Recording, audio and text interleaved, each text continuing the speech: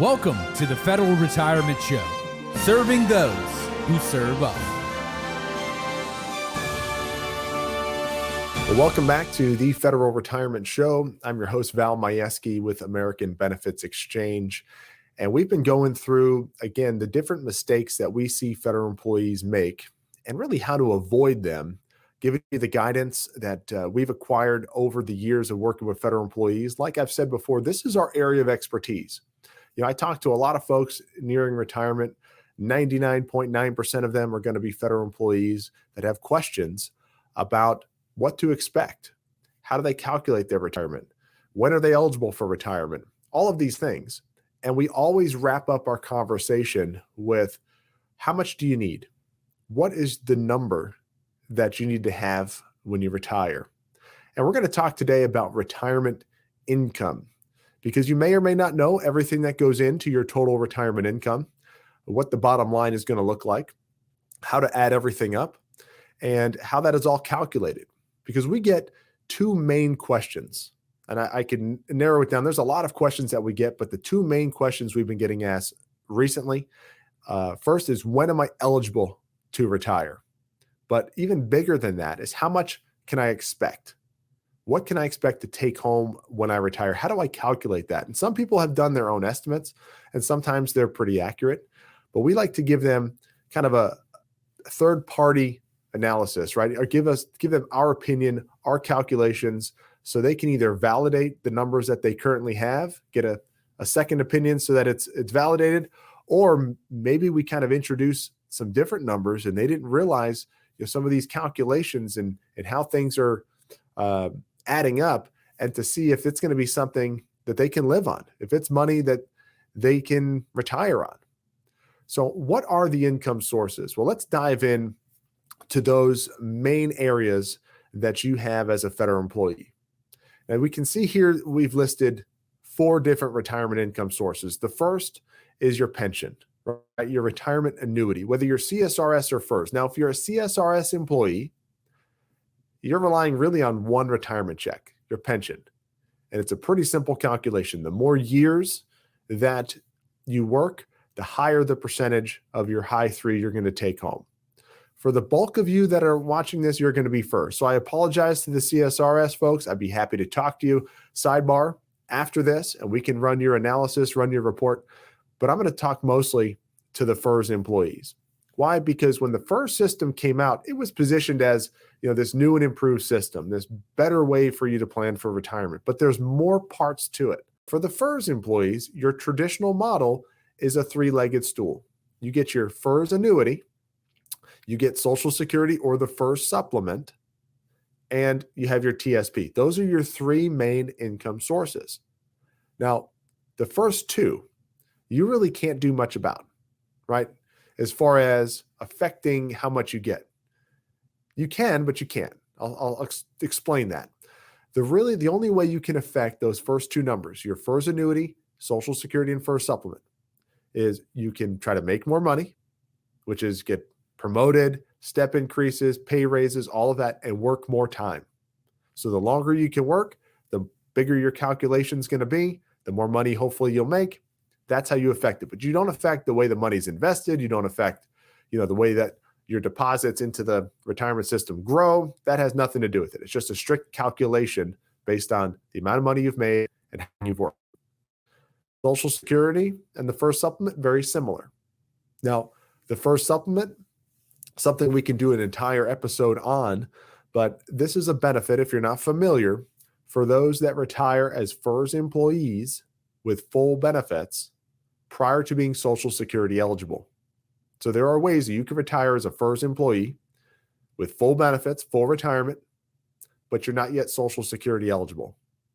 And this is where the entitlement of the FERS supplement comes in. But the FERS supplement or Social Security is your second piece of your retirement income puzzle.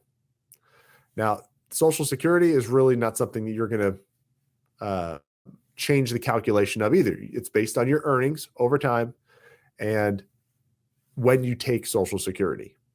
Most federal employees that I talk to do not have the choice to wait or delay Social Security in order to maximize their benefits. Most federal employees I talk to have to take it right when they retire because this is a necessary part of their retirement income. So we can run an analysis. We can take a look at, hey, what's your best Social Security strategy? How do you maximize your Social Security benefits? So that way you can have some options. Maybe you still do take it right away, but at least you have that option.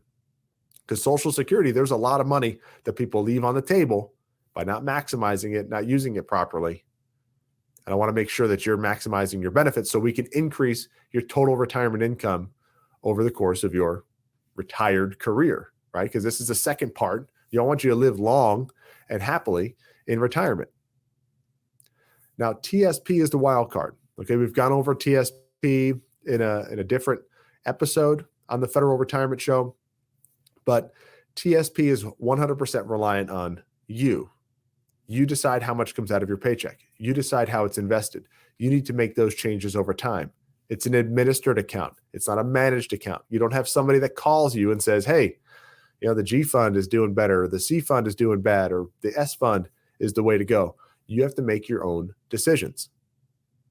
And how much is there in the end is going to be relying on, again, the money you've deferred into that plan and the investment strategies or choices that you've made.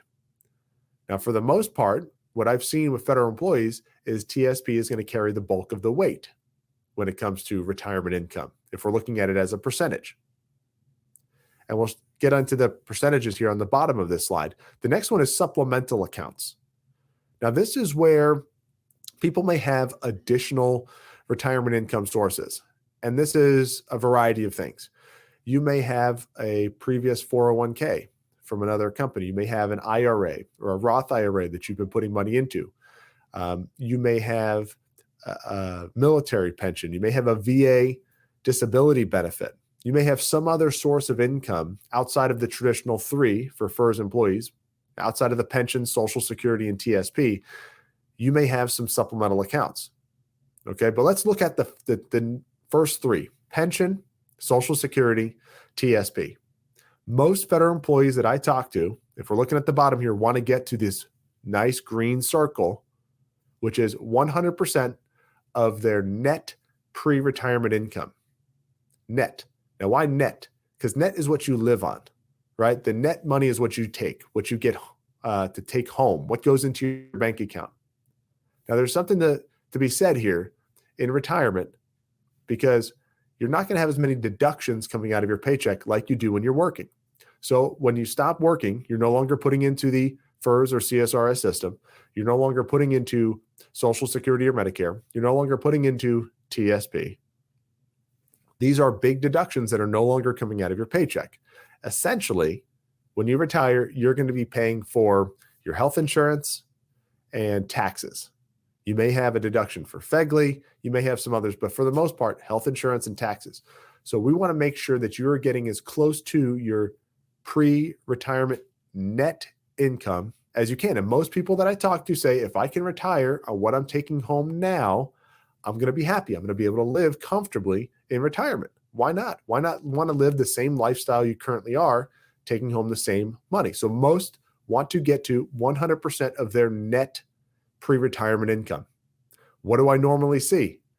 I normally see federal employees getting to about 50 to 80% of their net pre-retirement income. Now, hopefully you're closer to 80 than you are 50, but this relies a lot on maybe not saving enough or taking advantage enough of TSP, okay? Or not looking at how the pension is calculated, or just making a poor decision when it comes to when to retire. Because you think, okay, I'm going to work for the government. I'm putting in my time.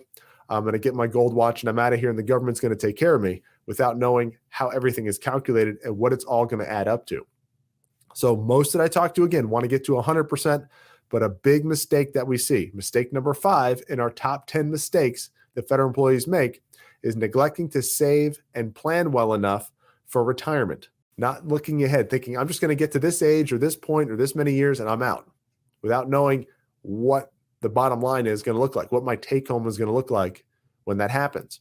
Okay. And I said, most federal employees are getting to 50 to 80% of their net pre-retirement income, when the desire is to get to 100%. Now, hopefully There are rare cases where I've seen people are making more money in retirement than they were before because they get some additional sources or a reserve pension or military pension or whatever it might be. But that is very rare. Now, what percentage are you in, right? We hear this all the time when we see our kids. Hey, they're in the 90th percentile, the 80th percentile, whatever.